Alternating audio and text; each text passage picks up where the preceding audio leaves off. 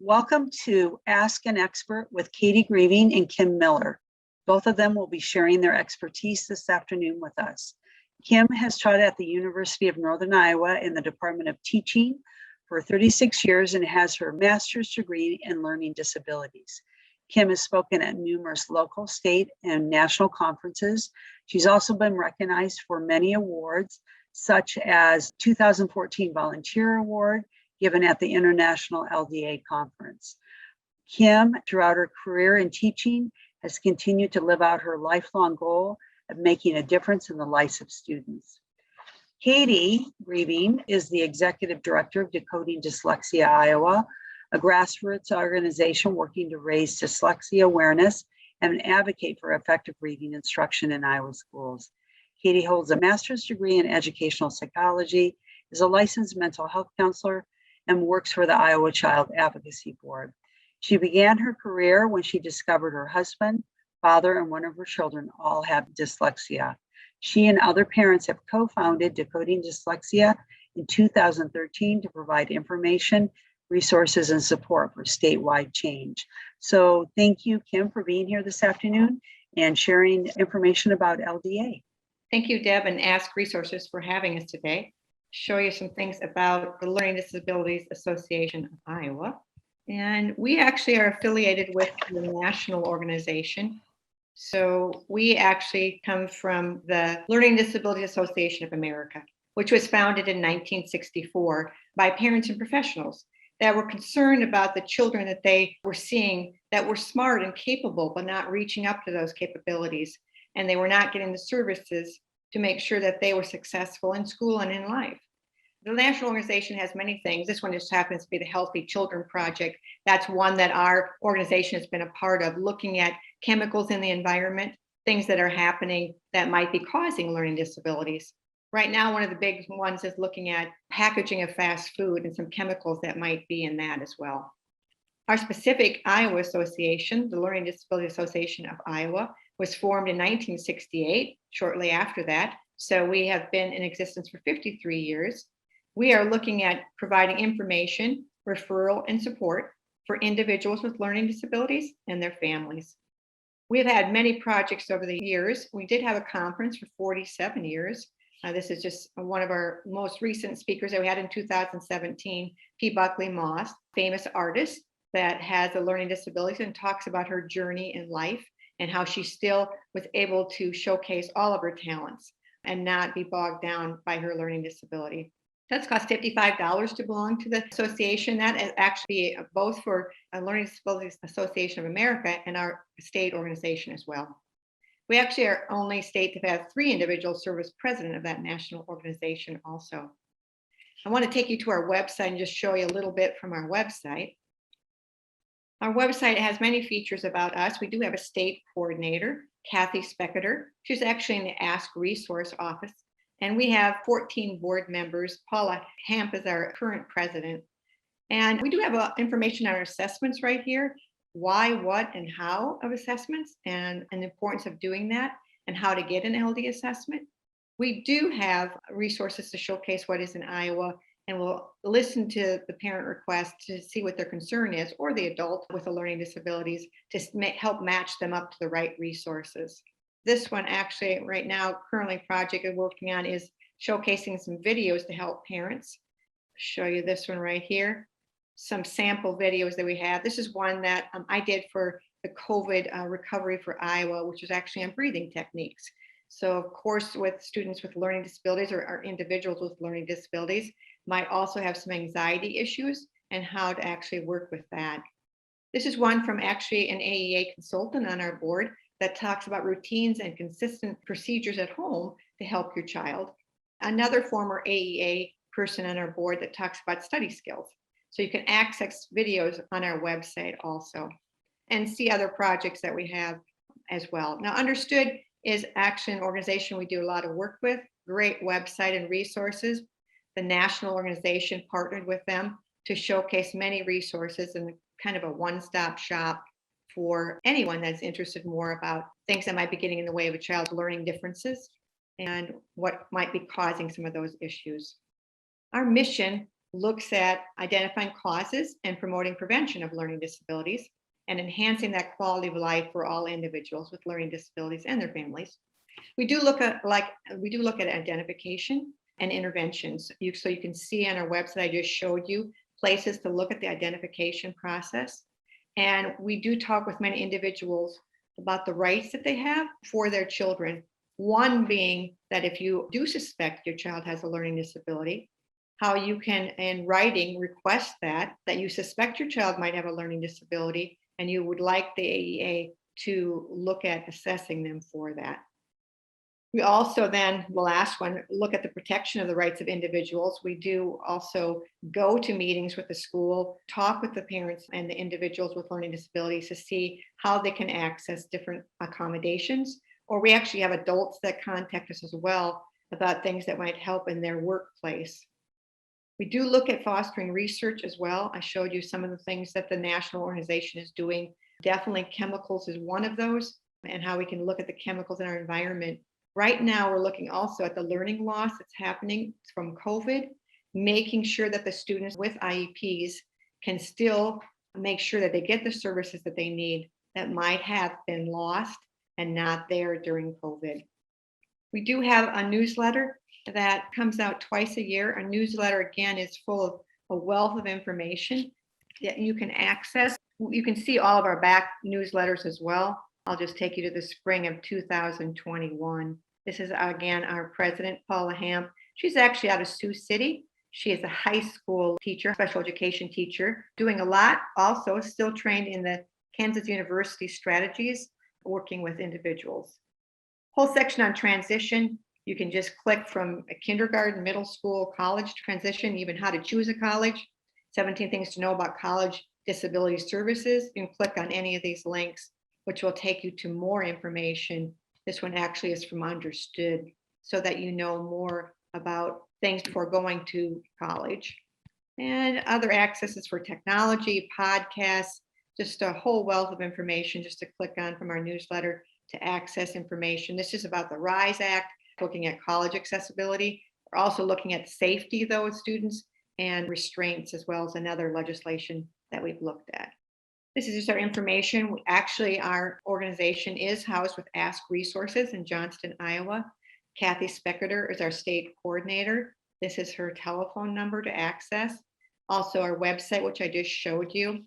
Our email address. We do have a Facebook presence that also will be sharing out information. We just posted a couple of videos with this one as well, and our Twitter account.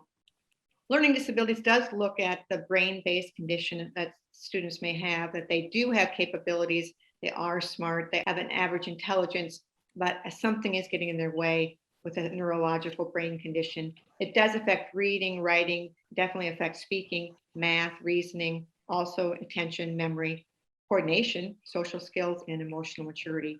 But it's one of those invisible disability that just by looking at a person, you can't tell that they might be having difficulties. It is not due to other disabilities or environmental cultural factors or a lack of education.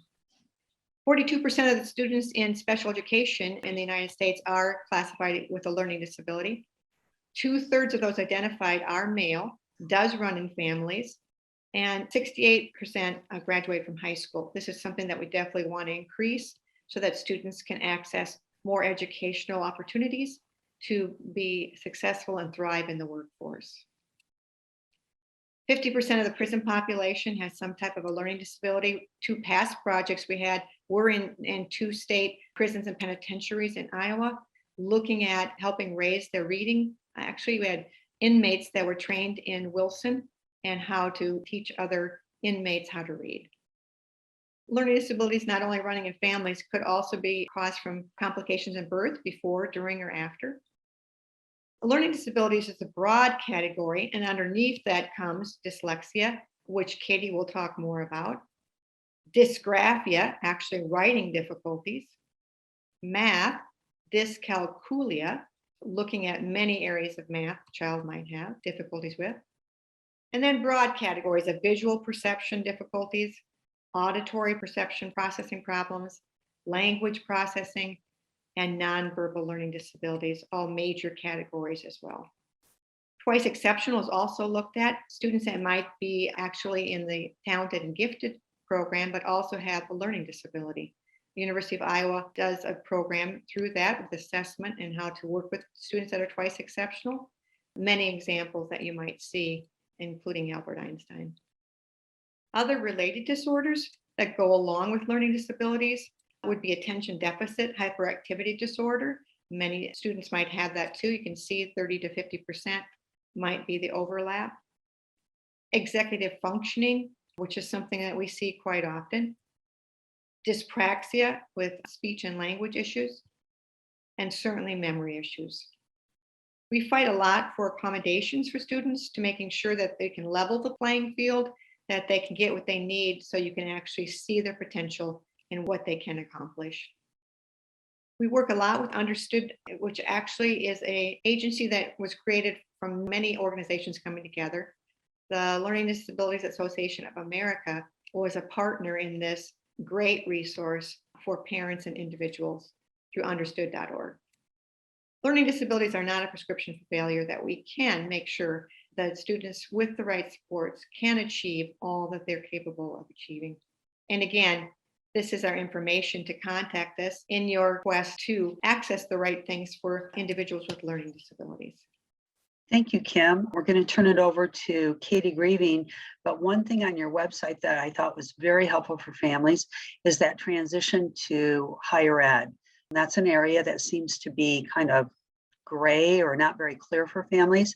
So what a great piece of information that families can go there to start to unpack or better understand how you make that transition and how you can still receive accommodations in higher ed. Definitely, because learning disabilities do stay with you for a lifetime. It is something that you have to look at to see, how can I accommodate, how can I use my strengths to work with my deficits and still reach all of my potential. So thanks again, Deb and Ask Resources, for having the Learning Disabilities Association of Iowa present today. And we would definitely love to hear from anyone. Great.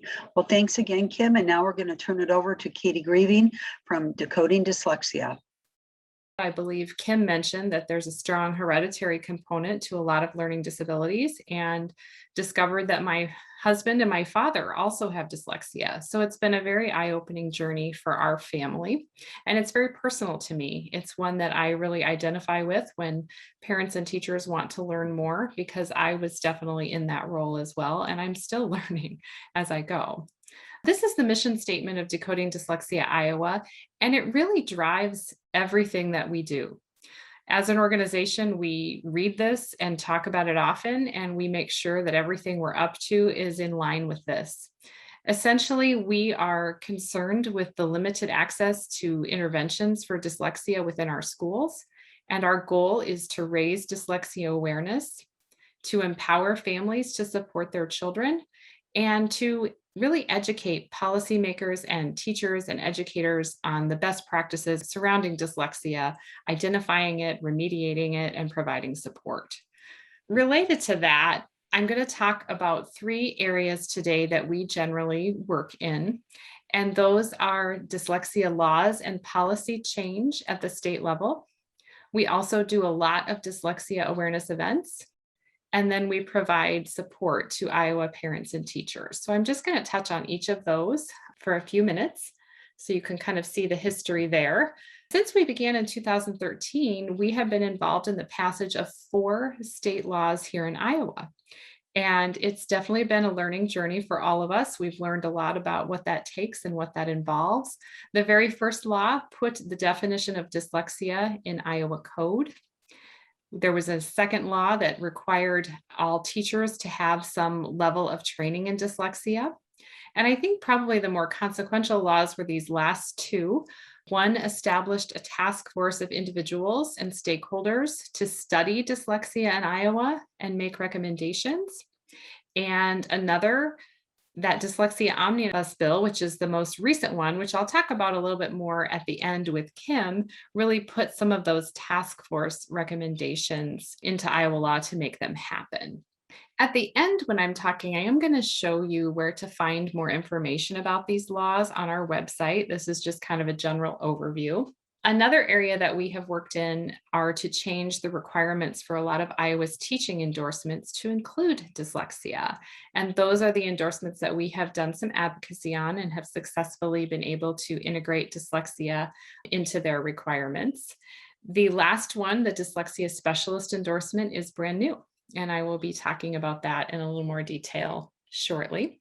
And these are just some photos of us at the Iowa State Capitol, some bill signings. We do go there every year. And one of the neat opportunities that we offer is that we really encourage Iowa families, teachers, children, anyone else that wants to participate in advocating for dyslexia awareness and change at the statewide level to join us at the Capitol.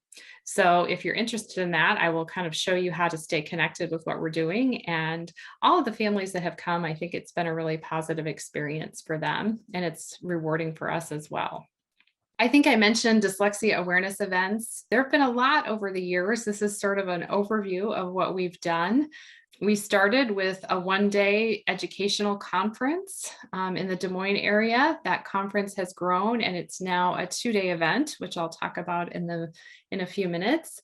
We've done several children's programs over the years, and we often hold dyslexia simulations at churches, libraries, that kind of thing. We have done a walk for dyslexia, a dyslexia run. We try to do parent advocacy trainings at least once a year, talking about IEPs and 504s and that sort of thing. So we're very busy with event planning, usually every year. And this is really our next major event coming up. We will have a two-day conference in Ankeny coming up this fall. It is primarily geared for educators. So I do want to say that. I think a lot of parents benefit from it as well, but it is primarily focused for teachers, and it will provide license renewal credit through the AEA system. And there is a conference website there if you'd like to learn more about that. And this is really maybe where my heart is the most and where we spend the bulk of our time, providing information, resources, and support to Iowa parents and teachers, and really anyone who wants to learn more about dyslexia. Since 2013, we have responded to over 2,000 requests for help and information. And we do have resource lists for families, for professionals who provide dyslexia evaluations, for Orton Gillingham tutors, as well as special education attorneys and education advocates. So those are resource lists that we hand out quite often or send out. We do have a private closed Facebook group for parents and family members of children who have dyslexia. And we do coordinate our volunteer support groups. There are a number of volunteer parents across the state that run face-to-face or Zoom support groups for parents of children with dyslexia. And I'll show you where to find a lot of this information on our website as well in just a few minutes. But those are just some of the ways that we support Iowa families and teachers as well. Okay, so this is our website right here. And you'll notice over here to the right, there's a place to sign up for our newsletter. Our newsletter comes out usually once a month. It can be a little sporadic depending on what we have going on. This was one of our latest ones where we went over our summer calendar and just had a little bit more information. Sometimes we publish some of the questions and answers that we receive and give. So those are in there as well. And if you'd like to stay apprised with what we're doing, I'd really encourage you to sign up for that, because that is where we put a lot of information about what's going on. This news and updates section is usually there to provide more current information. So anything related to legislation, new things on the website will be there. The most popular page on our website historically and continues to be under this resources tab, where it says for parents and IEPs and 504 plans. I'm sure the folks that ask can identify with this too, that parents have lots of questions about this. And we have tried to put some general information here, as well as dyslexia specific information here. So if you have questions about getting started with an IEP or a 504, we have a lot of information for this as well. Maybe there's other questions and you haven't been able to find that on our website. This Contact Us tab is the best way to get in touch. These messages come to myself and a few other members of our volunteer team, and you can ask us anything you would like. We do try to respond very quickly, usually within 24 hours. Our email address is right here as well. And this is the place that if you would like a list of dyslexia evaluators or a tutor resource list or advocacy or legal resources, this is how you request those. I think I mentioned before that I was going to show you where to find a little more information about laws. There's a tab right here. And the Iowa laws will be very helpful to you if you have a child with dyslexia. This early literacy law is quite Katie, relevant. we're not seeing your website. Oh, you aren't? Well, thank you for jumping in and letting me know that. I'll try to back up a little bit. I feel badly that you wouldn't be able to see that. And I'll just real quick show you those tabs again. The contact us form is right here. And the home page with the newsletter sign up is right here to your right. Usually current event information is right down below. And I think I mentioned for parents, there's a resource tab for parents over here with quite a bit of information on IEPs and 504s, tutoring and homeschooling. One of the things that we tell people is that it can be very overwhelming when your child is first diagnosed with dyslexia or when you suspect dyslexia. And we really encourage you to come and explore our website. Pretty much everything we know and have learned is here. Don't feel that you have to consume it all at once. It's okay to do a little bit at a time, but definitely read what we have here. If you're someone who has dyslexia yourself and you're thinking, oh my gosh, now I have to read all of this, I encourage you to use a screen reader or to perhaps check out some of our videos that might be a little easier to consume if you also have a reading disability. So that is this tab. There's quite a bit here that can relay a lot of the same types of information. So I did want to point that out as well. There is our email address as well. And I see a typo in there. So know that it's decoding info@decodingdyslexia.iowa.org. And probably the easiest way is to go to that contact form on our website. And I mentioned before, I think one of the special things that we wanted to talk about today, in addition to our organizations, the LDA and Decoding Dyslexia Iowa, would be the new dyslexia bill that was passed, or the law that was passed here in Iowa back in 2020, and what that means for Iowa families. So I'm going to go ahead and move into that, and then I will let Kim add anything that she wants. I think she has a really good perspective from the teacher training point of view, since she is at UNI in that program. This bill was passed in the 2020 legislative session. And for those that are remembering that year, that was when the legislature shut down early due to the COVID-19 pandemic.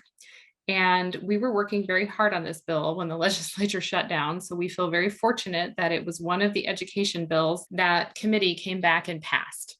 There were not too many that made it through after the legislature shut down. And it does have a number of components. So I'm going to go over each component and then just say kind of where we are in this process. It is June 2021, and this does sort of change as we go. So if you happen to be listening to this a little bit later, just follow us on Facebook as well as our website for more up-to-date information. The first component, creating a standing dyslexia board in Iowa. I am very pleased to tell you that as of last week, that board has kind of started to form. Some invitations have gone out to board members, and it will be composed of a variety of stakeholders, parents and educators, teacher preparation, AEA, Department of Education people. I don't believe the board has been announced publicly, but we have been advised that we hope they will start meeting here within the next month. And one thing to know is that anyone can attend these board meetings. They are open to the public, and it is a pretty good way to get involved and learn what's going on in our state. The purpose of this dyslexia board is really to monitor the recommendations that were made by the Dyslexia Task Force. There were a number of those for different groups about things they thought they should be doing to better serve students in Iowa. So that board is really going to be looking back at that task force report and saying, okay, is everybody doing what we think they should do? And working with those stakeholders to try to help that happen. I am personally very excited about this board because it is a place to discuss and monitor and work on concerns as they come up. The second one, requiring the Board of Educational Examiners to make a new dyslexia teaching endorsement. This is the component that we've seen the most progress on. The new endorsement is up and running. It was developed by Dr. Deborah Reed at the Iowa Reading Research Center. She is a part of the University of Iowa, and the first group of educators who will be training to receive this endorsement have applied, and I'm not sure if decisions have gone out, but they will start this fall. It should be a class of about 20 or so, and the endorsement takes about 1.5 years to get. If you are really interested in learning more about that, I did a question and answer video with Dr. Reed, and that is posted on our website as well as our YouTube channel, and we get into detail about what the endorsement involves. You will likely not see folks with the endorsement in your schools for at least a couple of years because of what I said about how everyone has to get started and get it. But our hope is that this is the start of creating a new level of dyslexia expertise in Iowa. The third component, requiring Iowa educators to complete the Iowa Reading Research Center's dyslexia training module, that has been put into place, and that training module is up and ready to go. It is available on the Reading Research Center's website. And if you are a new family to dyslexia, you should know that those training modules are available to you, to all residents of Iowa, free of charge. And I don't know, Kim, if you maybe wanted to say a little bit about how that module is used in our training programs. Yes, I was just going to add that, first of all, Dr. Susan Etchite, who is head of our department, special education department at UNI, was on the board, the dyslexia board, and was an integral part of policies that were put together. She has also trained both professors and students at UNI on the component parts of that and what came out of the board's hard work. The students are now completing the Iowa Reading Research Center's modules at UNI. And I'm assuming, I don't know this for a fact, but I'm assuming, Katie, for other universities and colleges in the state of Iowa as well. Yes. We also have been mandated to also make sure we're infusing the IEP into coursework and talking about the IEP and how you as an educator can be a part of that. So that's another additional piece that we're doing at UNI as well. That's wonderful. And, just in case anybody's wondering, I know throughout the pandemic, I know I was on a lot more meetings and webinars and online trainings. If you feel like you're kind of burnt out about that or wondering what it's like, I'd really encourage you to take the Reading Research Center's module. They are highly interactive. It's not a just hit play on the video and go do your laundry and forget it. You really have to be engaged and watch, and it really facilitates learning. They have done an excellent job of making the material accessible and interesting and interactive. So I would really encourage you to do that. There is an Intro to Dyslexia module, which is the one that Kim was speaking about. There is now a second dyslexia module that is more geared for educators who are teaching children, and I believe there's a third planned as well. And those are available to view on the Iowa Reading Research Center's website. The fourth component of the 2020 Iowa dyslexia law was requiring the Iowa Department of Education and the AEAs to employ dyslexia specialists. And I have a little bit of an update on this as of June. The Iowa Department of Education has stated that they do intend to hire a specialist. They, I believe, were waiting for the dyslexia board to form and to provide input into that. So we're hoping to see that, I would hope, in the next 6 months or so. The area education agencies, the actual language in the law does not require them to employ a dyslexia specialist unless they are given specific funding from the legislature to do that. And that was not allocated in the bill. So right now, that is really more of an option for them. I am really happy to report that the majority of AEAs in Iowa, I hope I'm speaking accurately, I believe it was 7 of the 9, the last I heard a couple of weeks ago, were sending employees, at least one of their AEA, to the endorsement program that we just talked about. So that would be someone that could serve in that dyslexia specialist position. So that is a really positive development that almost all AEAs are going to have someone going through that training. But again, we aren't going to necessarily see a dyslexia specialist at the AEA level for a little while because of that. And the final component of the law is changing the definition of dyslexia in the law to match the International Dyslexia Associations. And I think I mentioned before that in 2014, a definition of dyslexia was put into Iowa law, and it wasn't really the generally accepted one. So this was an update that we did just to make sure that Iowa was current on that best practice of defining dyslexia. If you want to learn any more about it, under that law tab on our website, you can actually read the law. And if you haven't done that before, I'd encourage you to do so. It's not super long and it's fairly easy to read. You can also read the task force report that all of these components came from. And that's really a lot more in-depth information about what we studied on the task force. And I was also a member of that with Dr. Etchite, as Kim mentioned, and what we studied and why we recommended these things. Anything you wanted to add, Kim, about that? You've got some questions that might gear around this a little bit. So Sure. The first one talks about, suspecting your child may have a learning disability and what do you recommend? What should they do with the children? And I think part of it is what you were just saying is, first of all, making sure that you are knowledgeable as a parent about what's out there. So many of the questions we get center around the idea the parent doesn't even know what to ask for and what to look for, or know that they have the right to have the AEA assess their child and be able to, in writing, ask the school to look at that, to actually assess their child and not just look at what the school says they have to offer, because legally the school does, if you ask for a suspected disability, to look at that. So do you want to respond a little bit more about any of these laws then pertain to parents that might have those questions? I would say, quite frankly, this law does not really deal with special education in that process. It really doesn't address those components. But what you're saying is absolutely true, that when you are a parent and you start to suspect something's going on, whether it's dyslexia or another learning disability, or you're just not sure, it can be a steep learning curve. And what I tell parents is that there really is no shortcut to learning all you can about the process in Iowa, how that special education evaluation process works. And I think Ask has some wonderful resources on their website related to that process in Iowa. They have some videos, which I really appreciate. They have some documents that talk about that special education process and how it works. Probably the most common question or confusion point we get from parents of suspected or diagnosed dyslexia is confusion about the fact that the AEAs don't diagnose learning disabilities themselves.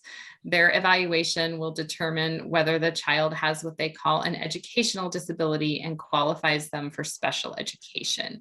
But I think a lot of parents come to us thinking, well, I was expecting the AEA to diagnose this, and they don't do official diagnoses of dyslexia or anything else. We have some information under the FAQ tab on our website that talks a little bit about the difference between having the AEA evaluate your child versus a private psychologist. So I just think that's important to remember. And again, the special education process, I just really appreciate all the resources that Ask has on their website related to that. We had a question come in and you just touched on it. I want to be really clear on this. If the parent suspects that their child has dyslexia, the evaluation, it can be done through the AEA, but is there somebody that's an expert in that area, or is it just an evaluation and that could be one of the areas that are identified?